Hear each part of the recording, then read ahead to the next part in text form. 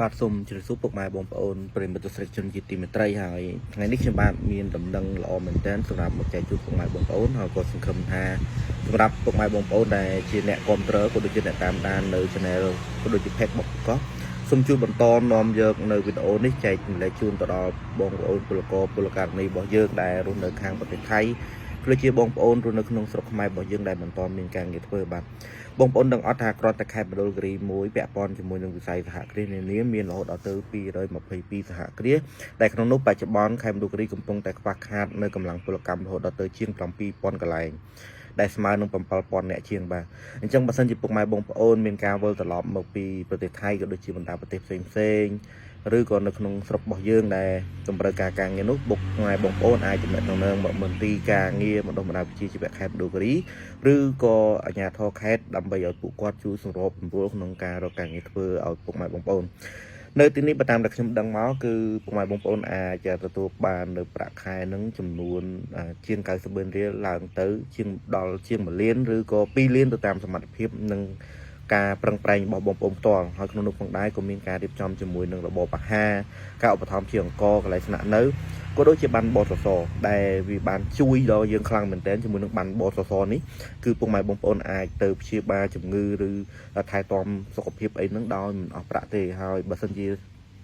ស្ត្រីដែលមានផ្ទៃពោះមានកូនតូចទៀតគឺនឹងទទួលបានប្រាក់ឧបត្ថម្ភពីរាជរដ្ឋាភិបាលរបស់យើងបាទខ្ញុំសូមបញ្ជាក់ម្ដងទៀតថានេះត្រឹមតែខេត្តមណ្ឌលគិរីមួយនៅតំបន់ឦសានគឺមានតម្រូវការការងារលើវិស័យកសិកម្មឧស្សាហកម្មកសិឧស្សាហកម្មអីហ្នឹងគឺរហូតដល់ទៅជាង7000កន្លែងបាទទៅតាមបណ្ដាក្រុមហ៊ុនចំការជេចំការកស៊ូក៏ដូចជាសហគ្រាសផ្សេងៗទៀតគឺមានតម្រូវការខ្លាំងណាស់បាទជាមួយនឹងកម្មករជំនាញជាមួយនឹងអ្នកឯកទេសអញ្ចឹងហើយបើទោះបីជាមានតម្លៃថ្លៃធ្នូប្រាក់ខែខុសគ្នាខ្លះពីបណ្ដាប្រទេសមួយចំនួនដែលពុកម៉ែបងប្អូនដែលកំពុងតែទៅស្នាក់អាស្រ័យក៏ដូចជាកំពុងតែធ្វើការប៉ុន្តែនេះគឺជាស្រុកទេសរបស់យើងអញ្ចឹងការចំណាយចាយវាក៏វាអាចសមស្របទៅជាមួយនឹងបរិបទនៃសង្គមរបស់យើងផងដែរហើយអ្វីដែលខ្ញុំលើកឡើងមកនិយាយថ្ងៃនេះមិនមែនជាការជំរុញឲ្យពុកម៉ែបងប្អូន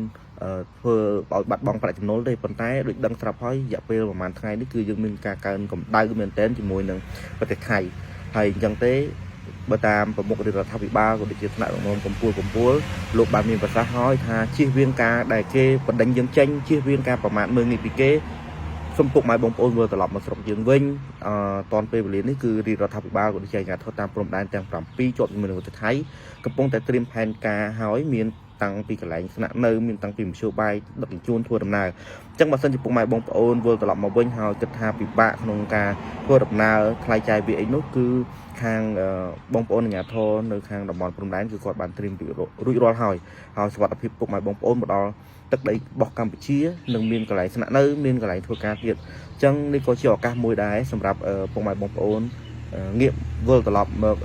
ជួយបំពេញការងារនៅក្នុងស្រុករបស់យើងដែលកំពុងតែមានតម្រូវការការងារក៏ដូចជាកម្លាំងពលកម្មហើយសង្ឃឹមថានេះជាការយោគយល់មួយល្អមែនទែនសម្រាប់ពុកម៉ែបងប្អូនកុំគិតថាអូអញធ្លាប់នៅប្រទេសគេអញទទួលបានប្រាក់បៀវត្សប៉ុណ្ណេះអញរស់នៅទីនោះមានគេហៅថាការរីកចម្រើនអីយើងកុំគិតអញ្ចឹងឥឡូវនេះនៅប្រទេសកម្ពុជារបស់យើងបងប្អូនគឺមានហេដ្ឋារចនាសម្ព័ន្ធគ្រប់គ្រាន់មានសាលារៀនមានទីពេទ្យមានវត្តអារាមបាទមានសេវាសាធារណៈច្រើនខ្លាំងណាស់ហើយក៏មានការគាំពារពីរដ្ឋាភិបាលរបស់យើងទៀតអញ្ចឹងបើសិននៅក្នុងករណីថាពុកម៉ែបងប្អូនវិលត្រឡប់មកវិញគឺជាឱកាសល្អណាស់សម្រាប់ការជួយជាតិមាតុភូមិរបស់យើងបាទហើយយើងនឹងមានវិស័យច្រើនទៀតដែលកំពុងតែរីកចម្រើនបន្តបន្ទាប់ហើយរាជរដ្ឋាភិបាលរបស់យើងដែលមានសម្ដេចមហាបវរធិបតីហ៊ុនម៉ាណែតលោកបានយកចិត្តទុកដាក់ខ្លាំងណាស់បាទក្នុងការជំរុញការងារសូម្បីតែឥឡូវនេះតាមសាលាបណ្ដុះបណ្ដាលវិជ្ជាជីវៈទូទាំងប្រទេសរបស់យើងគឺអ្នកដែលខ្វះលទ្ធភាពគាត់អាចចូលរៀនហើយគាត់ទទួលបានប្រាក់ខែហ្នឹងរហូតដល់ទៅប្រាក់ឧបត្ថម្ភរហូតដល់ទៅ28,000រៀលតែស្មើនឹង$70នេះមិនមែនធម្មតាទេបងប្អូនយើងទៅរៀនបានចំណេះដឹងហើយមានប្រាក់ឧបត្ថម្ភហើយមិនត្រឹមតែប៉ុណ្ណឹងគឺពេលរៀនចប់ទទួលបានសញ្ញាបត្រហើយខាងមន្ទីរការងារហ្នឹងនឹងរកក្រុមហ៊ុនឬក៏រកស្ថាប័នអង្គភាពនានាសម្រាប់ឲ្យពុកម៉ែបងប្អូនទៅបម្រើការងារទៀតដោយបានទទួលប្រាក់បៀវត្សខ្ពស់ដោយសារអីនៅពេលដែលយើងរៀនជំនាញបច្ចេកវិទ្យាច្បាស់លាស់ត្រឹមត្រូវហើយនោះការងាររបស់យើងមានបច្ចេកទេសល្អត្រឹមត្រូវមានស្តង់ដារការងារយើងទទួលបានប្រាក់បៀវត្សខ្ពស់អញ្ចឹងខ្ញុំគ្រាន់តែសូមនិយាយសង្ខេបឡើងវិញថាបើសិនជាពុកម៉ែបងប្អូនមានតម្រូវការការងារប្រចាំថ្ងៃហើយ មានការវិលត្រឡប់មកពីប្រទេសថៃមកស្រុកខ្មែរវិញហើយបើអ្នកដែលត្រូវរស់នៅខាងតំបន់មណ្ឌលគិរីអីហ្នឹងគឺសូមតាក់ទងទៅមន្ទីរការងារបណ្ដុះបណ្ដាលវិជ្ជាជីវៈខេត្តមណ្ឌលគិរីដើម្បីទទួលបាននៅដំណឹងការងារក៏ដូចជាទីកន្លែងការងារហើយខ្ញុំនឹងដាក់លេខទូរស័ព្ទនៅលើវីដេអូនេះតែម្ដងដើម្បីពុកម៉ែបងប្អូនងាយស្រួលនៅក្នុងការទំនាក់ទំនងហើយមិនត្រឹមតែប៉ុណ្្នឹងទេបើតាមតែព័ត៌មានខ្ញុំទទួលបានមួយទៀតទូទាំងស្រុកខ្មែរយើងនេះកំពុងមានតម្រូវការការងារជាង 20,000 កន្លែងអញ្ចឹងនេះហើយជាការយកចិត្តទុកដាក់របស់រដ្ឋាភិបាលរបស់យើងសូមអរគុណបងប្អូនអរគ្នាបាទ